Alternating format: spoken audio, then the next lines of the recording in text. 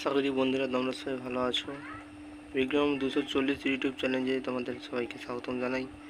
আজকে আমাদের class 11-এ semester 1-এ আমি এর আগে পুরো ইউনিট 3 থেকে সেমিস্টার 1-এ সম্পূর্ণ আলোচনা, সম্পূর্ণ নোটস আকারে তোমাদেরকে তুলে ধরেছি পাচ্ছিলাম। ইউনিট 3 সম্পর্কে মাটি ও তার বৌদ্ধ ধর্মাবলম্বী সম্পর্কে সম্পূর্ণ আমি আলোচনা করে দিয়েছি। আজকে আমার পাঠ হচ্ছে ক্লাস 11-এ। আমি এর আগে কিন্তু ইউনিট 3 সম্পূর্ণ আলোচনা করে দিয়েছি। দেখো, ক্লাস 11-এ আজকে যে মূল পাঠ ইন্ট্রোডাকশন টু এগ্রিকালচার। এখানে কী কী করতে হবে আমাদের আমি পরপর বলবো। আমি চেষ্টা করব এইখানে তোমাদের সম্পূর্ণ চ্যাপ্টারটাকে কভার করার অনেক চেষ্টাই করব। আমি সরাসরি মূল আলোচনায় প্রবেশ করব। যদি ভিডিওটা ভালো লাগে, যদি কোনো উপকারে এসে থাকে, তাহলে একটা সাবস্ক্রাইব করলে ভালো লাগে। ঠিক আছে, শুরু করতে চলেছি। দেখো, প্রথম আমরা পড়ব কৃষি বিজ্ঞান। আশা করি তোমরা যারা এই কৃষি বিজ্ঞান সাবজেক্টটি নিয়েছো তারা অলরেডি জানতে পেরেছো বা বই কিনে নিয়েছো যে এখান থেকে কী কী পড়তে হবে, কত নাম্বার আসবে না আসবে, ইত্যাদি ইত্যাদি ব্যাপার। ঠিক আছে, দেখো তাহলে এখানে জানবো প্রথম কথা আমার হবে যে হোয়াট ইজ এগ্রিকালচার। কৃষি বিজ্ঞানে এগ্রিকালচার সায়েন্স বলা হয়। কৃষি বিজ্ঞানে বা ইংরেজি ভাষায় এগ্রিকালচার সায়েন্স বলা হয়, অর্থাৎ এগ্রিকালচার বিজ্ঞান। আমাদেরকে এটা জানা দরকার আগে, এই এগ্রিকালচার পড়া মানে শুধুমাত্র কৃষি হবে, চাষ হবে, ফল হবে, খাবো দাবো ঘুমিয়ে যাবো, এই ব্যাপারটা নয়। এখানে কিন্তু সব বিষয় একটা কম্বাইনেড আছে। ভূগোলের কম্বাইনেড, অর্থনীতির কম্বাইনেড, আর কেমিস্ট্রির কম্বাইনেড। এক কথায় সব জিনিসের সঙ্গে রিলেটেড। এখানে শুধু সব জিনিসকে নিয়েই কিন্তু আমাদের এগ্রিকালচার। আগে যেটা ছিল এগ্রোনমি, তাকে আমরা তার কোড আছে AGRI কোড, এগ্রিকালচারের কোড। তোমরা যখন পরীক্ষা দেবে এই কোডটাই তোমাদেরকে লিখতে হবে, AGRI। ঠিক আছে, দেখো এগ্রিকালচার কথা দুটি ল্যাটিন ওয়ার্ড, দুটি ল্যাটিন শব্দ। এগার, এই যে AGER যদি বলি, AGER, এগারের কথা অর্থ হচ্ছে এখানে জমি, আর কালের কথা হচ্ছে চাষ। জমি চাষ করাকে কৃষিকাজ বলা হয়েছে। তো agriculture simply means tillage the land for producing food staff. এক কথায় যদি বলা হয় জমি চাষ করে শস্য উৎপাদন করাই কি সাধারণভাবে আমরা বলবো কৃষিকাজ। সাধারণভাবে কি বলবো, সাধারণভাবে এখানে বলবো কৃষিকাজ। ঠিক আছে, এখানে কিন্তু একটা বিজ্ঞানী প্রুভ করেছেন, বিজ্ঞানীর নাম হচ্ছে EW জিমারম্যান। পুরোটা লিখছি না আমি, EW জিমারম্যান। এখানে একটা তার বৃহৎ একটা সংজ্ঞা আছে, তোমরা সবাই দেখবে বইতে প্রথম দিকে এটা মনে হয় আছে, যেহেতু প্রথম দিকেই আছে তোমরা সবাই দেখে নেবে। আচ্ছা, এরপরে যেটা যাব, যেহেতু চ্যাপ্টারের নাম ইন্ট্রোডাকশন আছে মানে ভূমিকা, ওই এগ্রিকালচার শুধুমাত্র যে আমাদের এগ্রিকালচার নিয়ে আলোচনা করবো তা নয়। এগ্রিকালচারের মধ্যে কী কী আছে আমি এক কথা আমি বলে দিচ্ছি।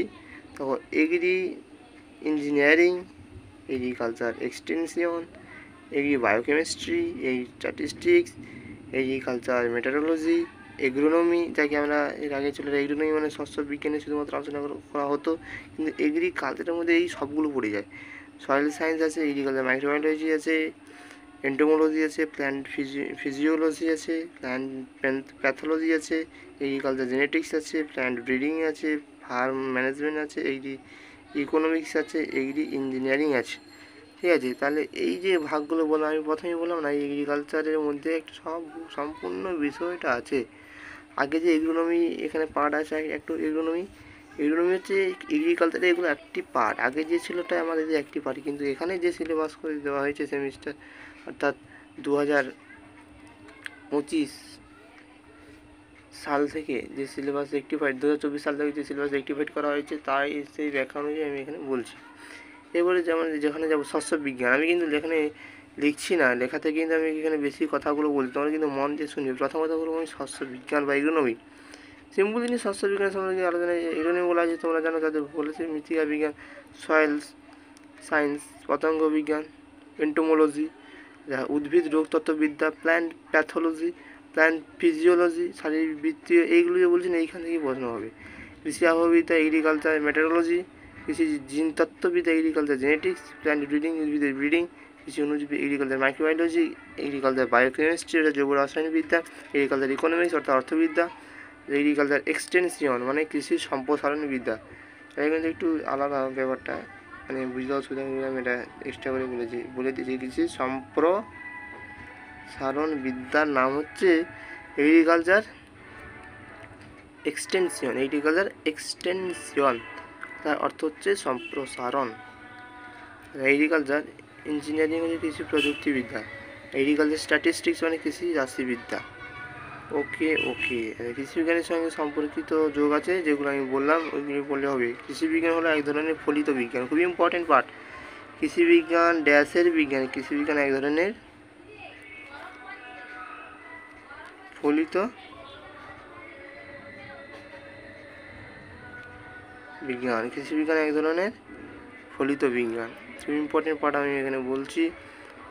সবাই মন দিয়ে শোনার চেষ্টা করবে এবং জিনিসগুলোকে বোঝার চেষ্টা করবে। প্রয়োজনে বুঝতে না পারলে একটা কমেন্ট, ঠিক আছে। তারপরে দেখো, ভারতের অর্থনীতিতে কৃষিকাজ হলো এই দেশের খুবই গুরুত্বপূর্ণ এবং বর্তমানে মোট শ্রমশক্তি প্রায় প্রয়োজনে নোটস করে নেবে, বইতে দাগিয়ে নেবে, 45% কৃষিতে কর্মরত, 45% কৃষিতে কর্মরত। এই প্রশ্নটা অনেকবারই আসে। আচ্ছা, তারপরে যেটা আমরা পড়বো সেটা হচ্ছে, আচ্ছা, প্রথম পঞ্চবার্ষিকী পরিকল্পনার সময় ভারতের জাতীয় আয়ের 57%, ভারতের জাতীয় আয়ের 57% কৃষিতে কর্মরত ছিল। আচ্ছা, তারপরে দেখো 1991 সালে ছিল 35%, 2021 থেকে 22 এসে দাঁড়িয়েছে এত পার্সেন্ট। আচ্ছা, এখানে দিতে পারি 2021 থেকে 22 অর্থবর্ষে দানা শস্য উৎপাদনের পরিমাণ 2419 কেজি পার হেক্টর, তা 1991 সালে কি এখানে খুবই গুরুত্বপূর্ণ দেওয়া GVA, এই সম্পূর্ণ নামটা তোমাদের জেনে রাখা দরকার, বা তোমার বইতে পেয়ে যাবে। গ্রস ভ্যালু অ্যাডেড অর্থাৎ খাদ্য প্রক্রিয়াকরণের অবদান। 2019 থেকে 20 সালে GVA ছিল 1.8%, আর 2047 সালে ধীরে ধীরে বাড়বে 7.2% লক্ষ্য। তাহলে ছিল 1.8, আর 2047 লক্ষ্য হচ্ছে 7.2%। ওকে, তারপরে দেখো আরেকটা জিনিস, ভারতের কৃষি বৈশিষ্ট্য, জমির অসম বন্টন। আমরা জানি সবাই জমির ছোটো ছোটো ক্ষুদ্রা থেকে ক্ষুদ্রাকৃতি হয়ে যাচ্ছে। আচ্ছা, মূলত ওখানে জনসংখ্যা বৃদ্ধি হয়ে থাকে ভারতের ক্ষেত্রে, প্রচ্ছন্ন বেকারত্বের বৃদ্ধি হয়ে থাকে ইত্যাদিতে। আমরা এখানে সরাসরি চলে আসবো কিন্তু এবারে সবুজ বিপ্লবে, গ্রিন রেভলিউশন ইন ইন্ডিয়া। আমরা জানি 1930 সাল পর্যন্ত কৃষির অগ্রগতি 1930 সাল পর্যন্ত তেমন ঘটেনি, কিন্তু নাস অর্থাৎ সংক্ষেপে যাকে নাস বলা হয়, নিউ এগ্রিকালচার স্ট্র্যাটেজির ফলে ঘটেছে। আচ্ছা, কৃষি সবুজ বিপ্লব কি? আচ্ছা, আমরা জানি উচ্চ ফলনশীল ধান বেশিরভাগ গম কিনে যেটা শুরু হয়েছে সে সবুজ বিপ্লব। আচ্ছা, সবুজ বিপ্লবের জনক ডক্টর এম.এস. স্বামীনাথন। সবুজ বিপ্লবের জনক ডক্টর এম.এস. স্বামীনাথন বা স্বামীনাথন তাকে বলবো আমরা। আচ্ছা, ভারতবর্ষের সবুজ বিপ্লবের জনক। তারপরে দেখো এখানে বলবো সেটি হচ্ছে,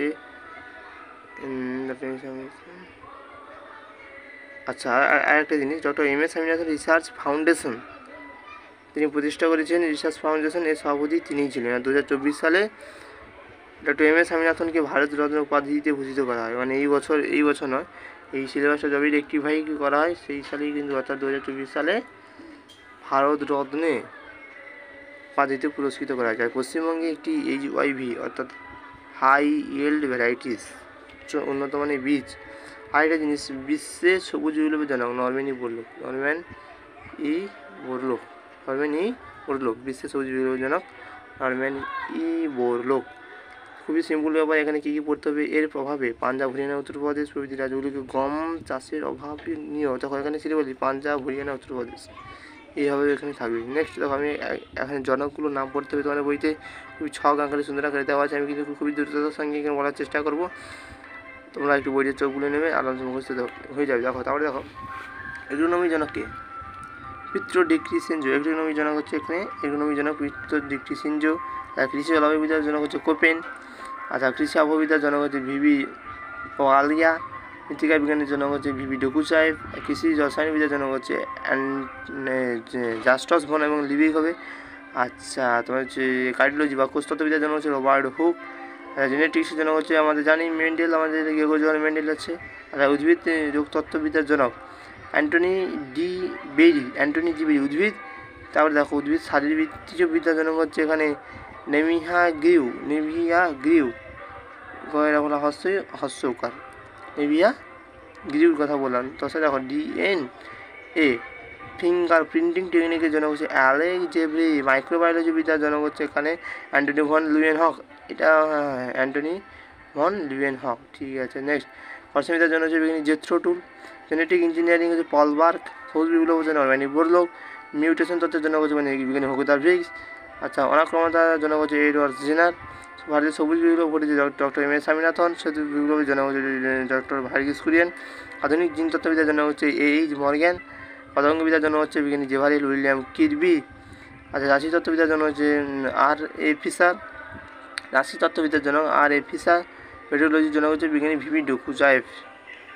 এখানে আমি একটা কথা বলবো, পেডোলজির মৃত্তিকা বিজ্ঞানের জন্য কিন্তু বিজ্ঞানী ভিভি ডকুচাইভ একই ব্যক্তি, আলাদা করে আর নাম মুখস্থ করতে হবে না, একই ব্যক্তি। নেক্সট আমরা দেখব কৃষিক্ষেত্রে বিভিন্ন বিপ্লব ঘটেছে। তখন সবুজ বিপ্লব আমি বললাম দানা শস্যকে নিয়ে, শ্বেত বিপ্লব দুধ, হলুদ বিপ্লব তৈলবীজকে নিয়ে, ধূসর বিপ্লব হচ্ছে আমাদের ধূসর বিপ্লবের 4 নম্বর পয়েন্ট হচ্ছে ধূসর বিপ্লব, যা কি গ্রে রেভলিউশন।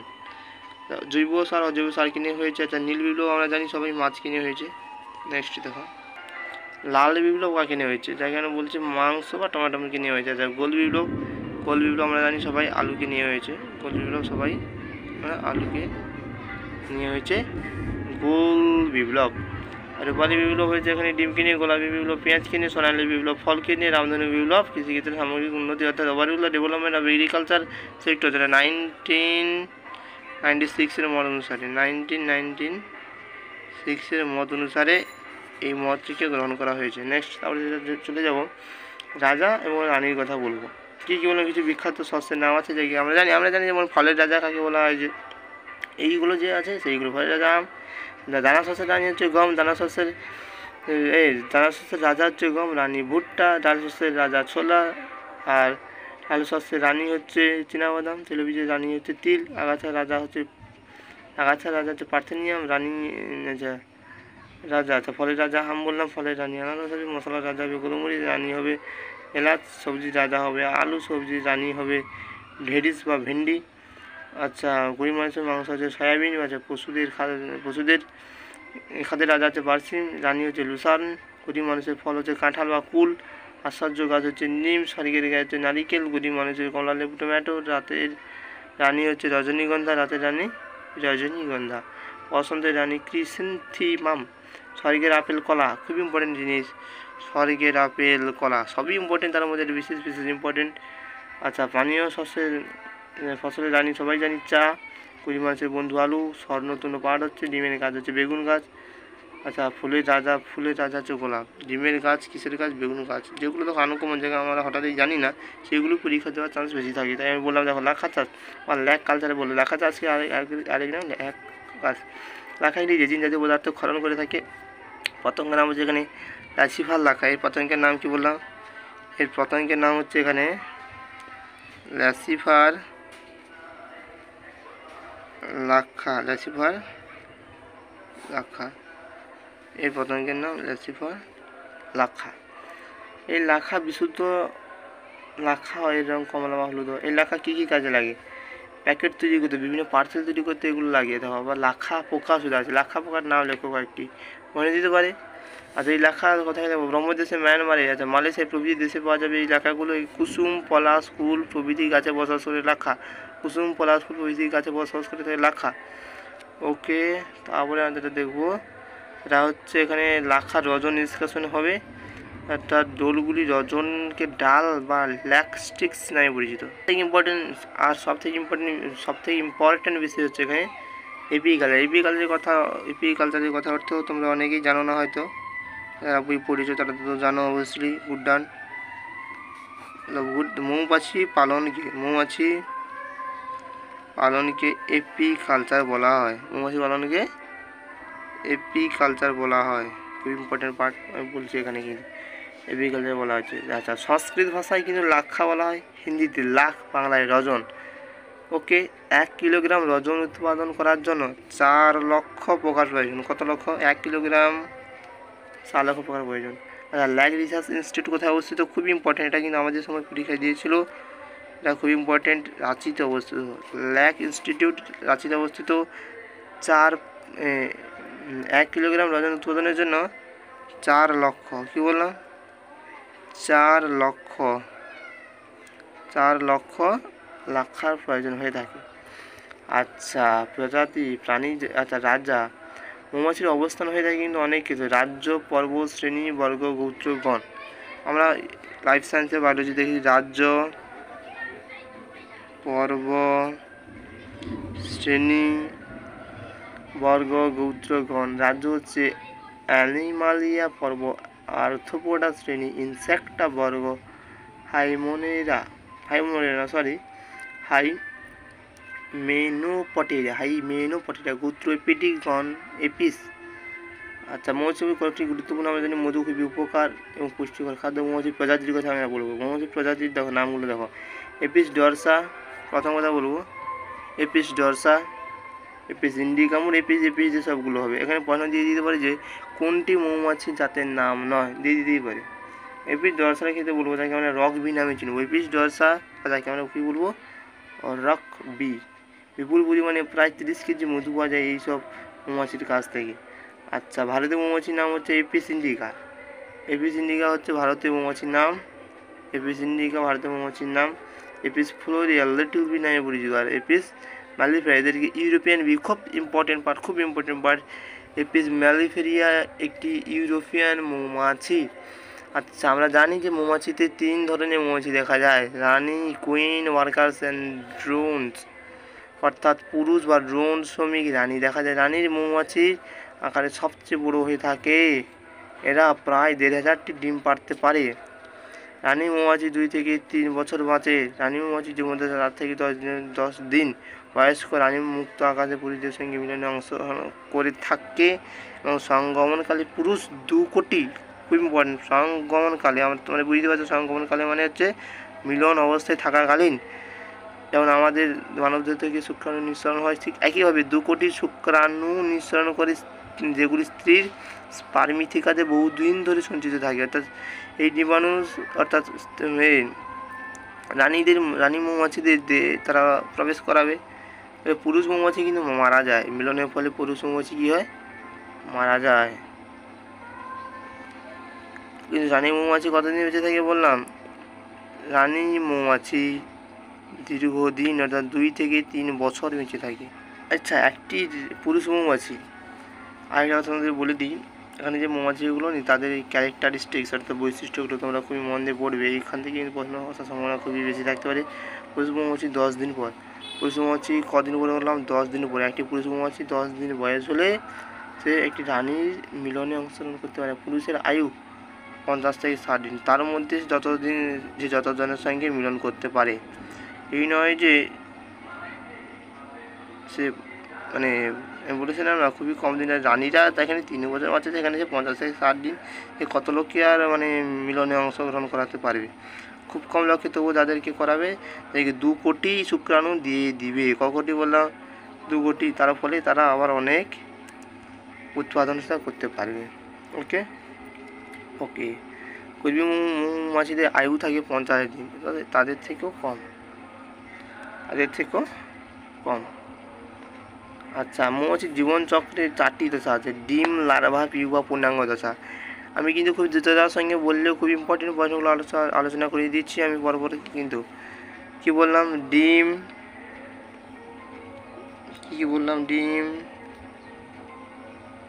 লার্ভা, পিউপা পূর্ণাঙ্গ দশা, পিউপার এখানে পূর্ণাঙ্গ দশার কথা বলা হয়েছে, পূর্ণাঙ্গ দশা। আচ্ছা, ডিমের কথা যদি বলি, ডিম ওড়ার সময় রানী পুরুষ মৌমাছির মিলন ঘটে। এটা কিন্তু আমাদের আর একটা জিনিস এখানে খুবই মিলন এখানে কীভাবে ঘটে থাকে, মিলন কীভাবে ঘটে থাকে বা তারা কীভাবে ডিমটা উৎপাদন করে থাকে। আচ্ছা দেখো, ডিমের কথা বললাম আমি, প্রথম পার্ট ডিম, রানী এবং পুরুষ মৌমাছি ওড়ার সময় মিলন ঘটে থাকে। আমরা অনেক সময় দেখবো অর্থাৎ দুটো মৌমাছি কিন্তু এক জয়েন্টে থাকে, অর্থাৎ তাদের তখন সেই সময় কিন্তু মিলন হচ্ছে। মিলনে কিছু পুরুষ কিন্তু মিলনের পরে মারা যায়, প্রতিদিন প্রায় এরা 1,500টা ডিম পেড়ে থাকে। অর্থাৎ নিষিক্ত ডিম থেকে রানী শ্রমিক এবং অনিষিক্ত ডিম থেকে পুরুষ মৌমাছি জন্ম। তাহলে নিষিক্ত ডিম থেকে রানী মৌমাছি সৃষ্টি হবে, আর শ্রমিক হবে, শ্রমিক নয় ও রানী ও শ্রমিক দুটোই সৃষ্টি হবে নিষিক্ত থেকে। অনিষিক্ত ডিম্বাণু থেকে পুরুষ হবে। লার্ভা ডিম পাড়ার 3 থেকে 4 দিন পর ডিম ফুটে সুকীট লার্ভা বেরোয়। পিউপা 4 থেকে 5 দিনের পর পিউপা রূপান্তরিত হয়, 7 থেকে 15 দিনের মধ্যে পিউপা রূপান্তরিত হয়ে যায়। আচ্ছা বললাম আমি পিউপা 4 থেকে 5 দিনের পর লার্ভাগুলি পিউপাতে রূপান্তরিত, 7 থেকে 15 দিনের মধ্যে পিউপা পূর্ণাঙ্গ দশায় চলে আসে, অর্থাৎ সেই মৌমাছিতে পরিণত হয়ে যায়। তোমাদেরকে সরাসরি বই থেকে একটা ছবি দেখাচ্ছি, তোমরা আসলে দেখতেই পাচ্ছ। এখানে প্রথমে দেখো, এখানে ডিম পাড়ছে মৌমাছি, রানী মৌমাছি ডিম পারলো, লার্ভা 6 দিন হয়ে গেল, 10 দিনের মাথায় কোন মৌমাছি খাওয়াচ্ছে পিউপার দিন তো পূর্ণাঙ্গ থেকে বেরিয়ে এসেছে। এটা হচ্ছে মৌমাছির চক্র। পরে আমরা যেখানে যাবো সেটা হচ্ছে মধুর ব্যবহার। মধু কী কী কাজে উৎকৃষ্ট? খাদ্য, রোগীদের সর্দি কাশি কফের ক্ষেত্রে কিন্তু মধুটা খুবই খুবই প্রয়োজন। নেক্সট হচ্ছে মৌমাছি হোলের বিষ, আমাদের রক্তচাপ বাড়িয়ে দেয় ইত্যাদি ইত্যাদি কাজ করে থাকে মৌমাছি হোলের বিষ। আচ্ছা তারপরে দেখো রয়্যাল জেলি থাকে, কোপ্রেলিস থাকে, পরাগ থাকে। কি বললাম? রয়্যাল জেলি থাকে, কি বললাম?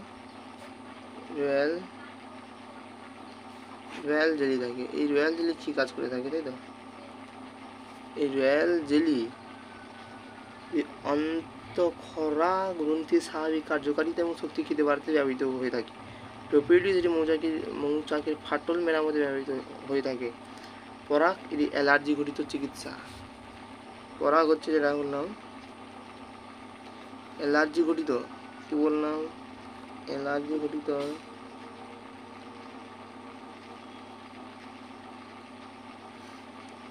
অ্যালার্জি ঘটিত চিকিৎসার জন্য মৌচাককে সংগৃহীত করা হয় এগুলোকে। আচ্ছা এই পদ্ধতিতে মৌচাকের মুফেবল ফ্রেম ভাবে তো বৈজ্ঞানিক পদ্ধতিতে মৌচাষ করাকে বলা হচ্ছে মৌচাষ করাকে মুফেবল ফ্রেম মুফেবল হাইফ। এটি কীভাবে চাষ করা হয় আমি তোমাদের আবার একবার সরাসরি বই থেকে ছবি দেখাচ্ছি, দেখে নাও। জাস্ট এইভাবেই তৈরি করা হচ্ছে, দেখছো তোমরা সবাই। আর ছাড়া একটা জিনিস, আমরা যখন মৌচাক পাড়তে যাই আমাদের বলে না নাক কান চোখ চাপা রেখে যেতে। এখানে মৌমাছির দংশন থেকে আত্মরক্ষার জন্য কী কী ব্যবহার করা হয়? প্রথম বলবো স্মোকার ব্যবহার করা হবে। প্রথম কী বলবো? এখানে স্মোকার ব্যবহার করা হবে। আচ্ছা তারপরে যেটা ব্যবহার করা হয় হাইফ টুল, ওভারঅল, ভেউল ইটিসি, আরও অনেক কিছু আছে। রেশম পাতকে এবার চলে এসেছে রেশম চাষ, এটি সেরিকালচার নামে পরিচিত। রেশম পাট বা যেটি আমাদের সেরিকালচার নামে পরিচিত। তার আগে আমি তোমাদের এতক্ষণ ধরে যেটা বুঝালাম তার একটা আমি মক টেস্ট নেব, 5টি কোশ্চেন করবো জাস্ট। আমার প্রথম কোশ্চেন, এগ্রিকালচার শব্দটির উৎপত্তি কোথা থেকে হয়েছে? অপশন দিচ্ছি গ্রিক, ল্যাটিন, সংস্কৃত, হিব্রু ভাষা থেকে। নেক্সট এগ্রোনমি শব্দটির উৎপত্তি হচ্ছে গ্রিক, ল্যাটিন, সংস্কৃত, হিব্রু ভাষা থেকে। 2 নম্বর কোশ্চেন বললাম। 3 নম্বর কোশ্চেনে কৃষি বিজ্ঞানে যে শাখায় রোগ পোকা দমনের জন্য ওষুধ তৈরি হয় তাকে বলা হচ্ছে পতঙ্গবিদ্যা, উদ্ভিদ রোগ তত্ত্ববিদ্যা, কৃষি জৈব রসায়নবিদ্যা, মৃত্তিকা বিজ্ঞান। তোমরা কিন্তু সবাই এই উত্তরগুলো কমেন্টে জানাবে। আর দুটো উত্তর প্রশ্ন হচ্ছে, কৃষি বিজ্ঞানী যে শাখায় উদ্ভিদের উন্নত মানের জাত সংক্রান্ত বিষয়ে গবেষণা করে তাকে plant breeding agriculture, biochemistry, entomology, plant pathology. কেউ উত্তর তোমরা সবাই কমেন্টে জানাও। পাশে থাকে দেখো, কৃষি বিজ্ঞানের যে শাখায় জীবাণু সার নিয়ে বিষয়টি অধ্যয়ন করে তাকে বলা হচ্ছে plant breeding agriculture, microbiology, Real sociology, economy. এই বনের উত্তরগুলো জানো। আমরা সরাসরি চলে যাবো সেরিকালচারে। সেরিকালচার কিনা তুঁত গাছের চাষ পদ্ধতিকে এক কথায় রেশম তন্তু চাষ পদ্ধতিকে এক কথায় আমরা সেরিকালচার বলবো। এই রেশম তন্তুর চাষ পদ্ধতি কিন্তু আবার 4টি প্রকার আছে। কী বলো? 4টি আছে। মোরাস ইন্ডিকা, মোরাস অ্যালবা, মোরাস সেরেটারা, মোরাস লিবিগুলা। তোমরা কীভাবে মনে রাখবে টিপস, মনে রাখো টিপস দেখো, এখানে প্রত্যেকটা এতে কিন্তু মোরাস আছে। তাহলে আমরা জানি রেশম যখন হবে তখন এখানে প্রশ্ন কীটা দেবে। দাদা তুমি যে এত কথা বলছো, এখান থেকে প্রশ্ন কীটা দেবে? প্রশ্ন দিতে পারে এখান থেকে কোনটি রেশম তন্তু নয়, দিতে পারে মোরাস ইন্ডিকা, যেখানে মোরাস থাকবে না সেটাই হচ্ছে রেশম তন্তু। আর তুঁত গাছের উপযুক্ত তার ভ্যারাইটি থাকে আমাদের পশ্চিমবঙ্গের ক্ষেত্রে উপযুক্ত জাত থাকে দেখো S1, S3,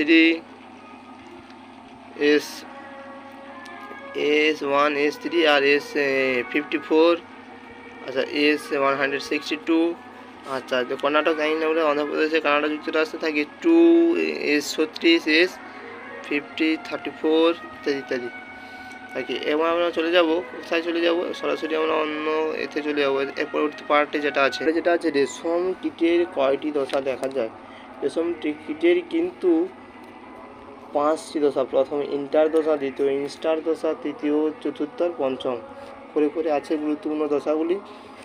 আচ্ছা আমি তো তোমাদের আগে রেশম নিয়ে একবারে আলোচনা করলাম। আরেকটা জিনিস দেখো, রেশমের ক্ষেত্রে কয়েকটি রোগ দেখা যায়। কি বললাম? রেশমের ক্ষেত্রে 6টি রোগ দেখা যায়। রেশমের ক্ষেত্রে 6টি রোগ দেখা যায়। তার মধ্যে প্রথম রোগের নাম হলো ফ্লারেসি, এটি ভাইরাস গঠিত রোগ বা ফ্লারেসি ভাইরাস থেকে হয়ে থাকে। দ্বিতীয় নম্বর হচ্ছে মাস্কারডাইন বা যাকে আমরা বলবো চুনাকাঠি রোগ, ছত্রাক গঠিত রোগ। গ্রোসেরি ভাইরাস গঠিত রোগ। পেব্রিন প্রোটোজোয়া গঠিত রোগ। আচ্ছা কোল্ড একটি আমাদের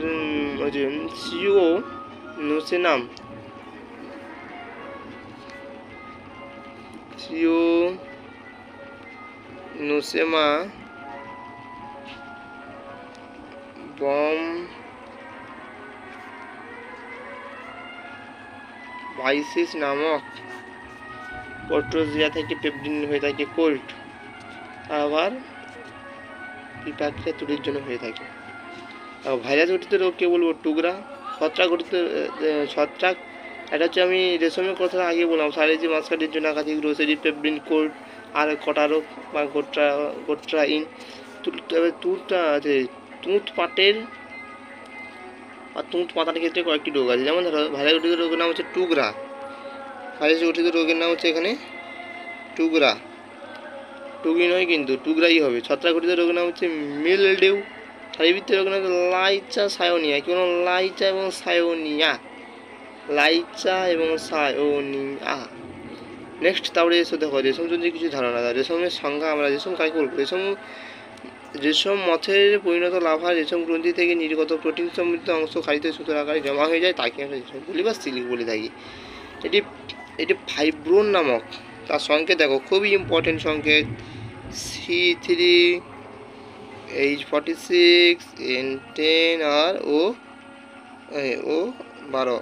এটি হচ্ছে ফাইব্রোনের সংকেত নামক প্রোটিন থেকেই এই রেশম তৈরি হয়। C30H46 N10 আর O12 নামক ফাইব্রোইন নামক প্রোটিন দ্বারা গঠিত হয়ে থাকে রেশম। আবরক থাকে তাকে আমরা বলছি সেরিসন। এর সংকেত হচ্ছে C3H40 N10 O16।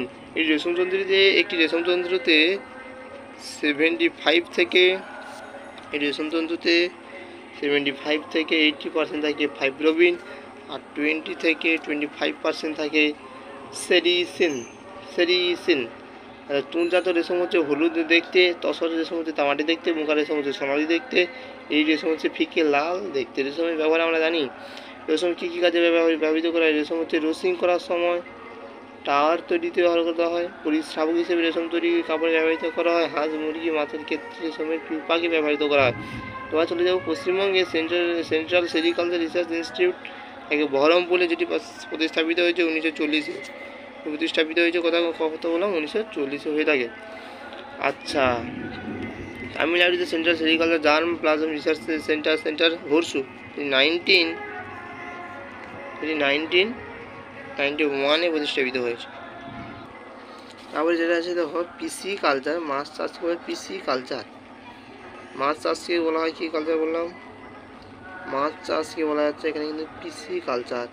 কোথায় আছে মাছে ভাতে বাঙালি? কথায় কি আছে প্রশ্ন না মাছে ভাতে বাঙালি? কথায় কি আছে প্রশ্ন না মাছে ভাতে বাঙালি? পিসি কালচারের কথা বলা হয়েছে এখানে।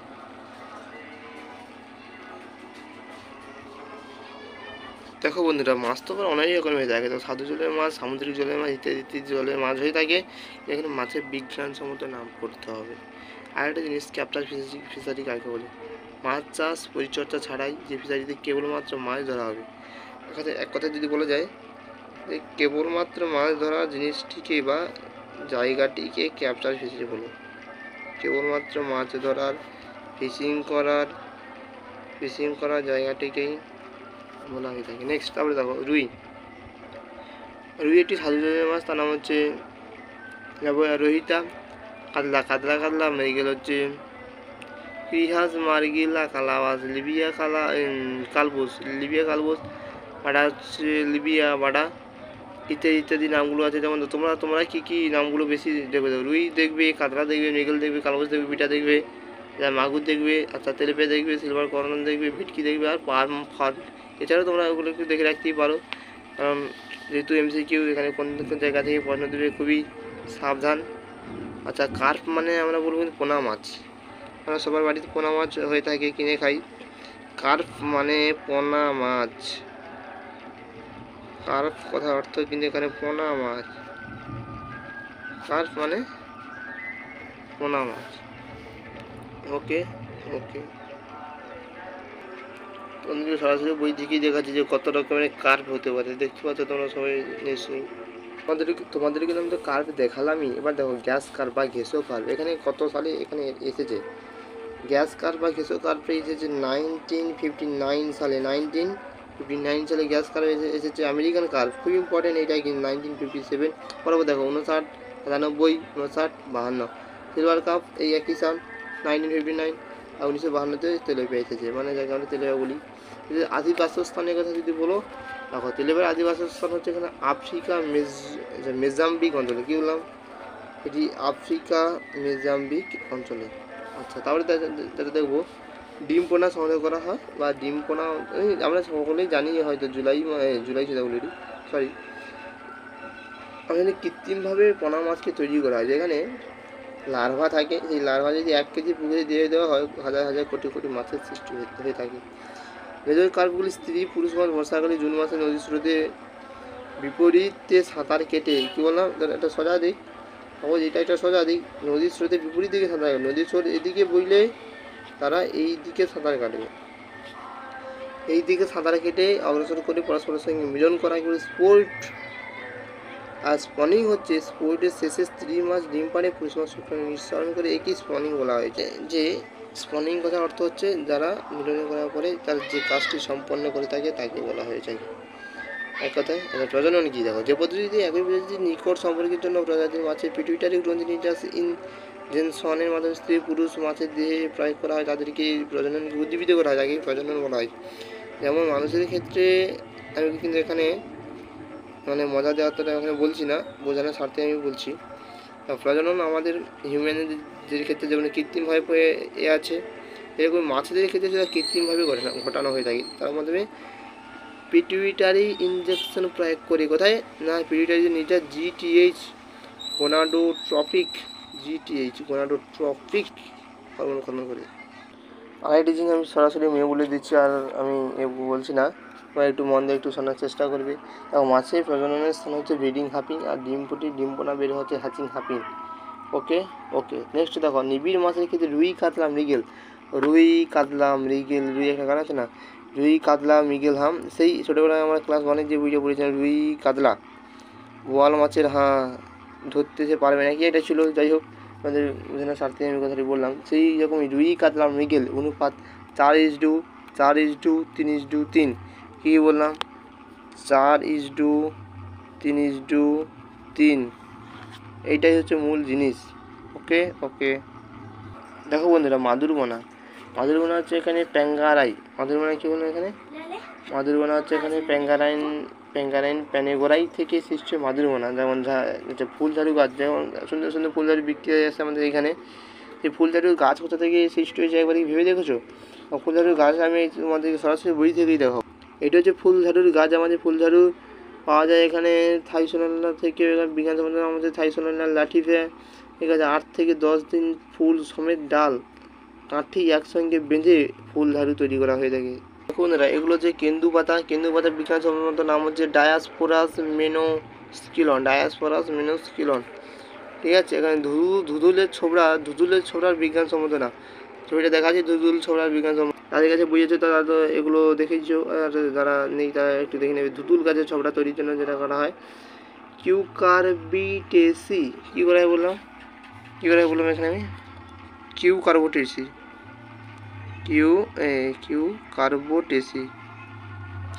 করা হয়। আশা করি তোমাদের যদি ভালো লেগে থাকে ইউটিউব বিক্রম, সে চলে যায়। পরবর্তীকালে এই নামটা পরিবর্তনের চেষ্টা করব, একটু সুন্দর ভালো নাম দেওয়ার জন্য। যদি ভিডিওটা ভালো লেগে থাকে, যদি কোনো উপকারী এসে থাকে তাহলে একটা কমেন্ট বা লাইক করবে। আশা করি আমি তোমাদেরকে সমস্ত এই যে কৃষি বিজ্ঞানের চ্যাপ্টার 1 থেকে সমস্ত বিষয়টা আমি পড়িয়ে দিলাম, ইন্ট্রোডাকশন অর্থাৎ ইউনিট 1 থেকে। এরপরে আমি কিন্তু স্পেশাল সাজেশন পোস্ট করব। এইগুলো দেখে গেলে এই মানে কোনো কোশ্চেন হবে না। আশা করি যদি ভিডিওটা ভালো থাকে এটা লাইক কমেন্ট শেয়ার করবে। ধন্যবাদ রাখছি। আশা করি সবাই সুস্থ থাকবে, ভালো থাকবে। ধন্যবাদ।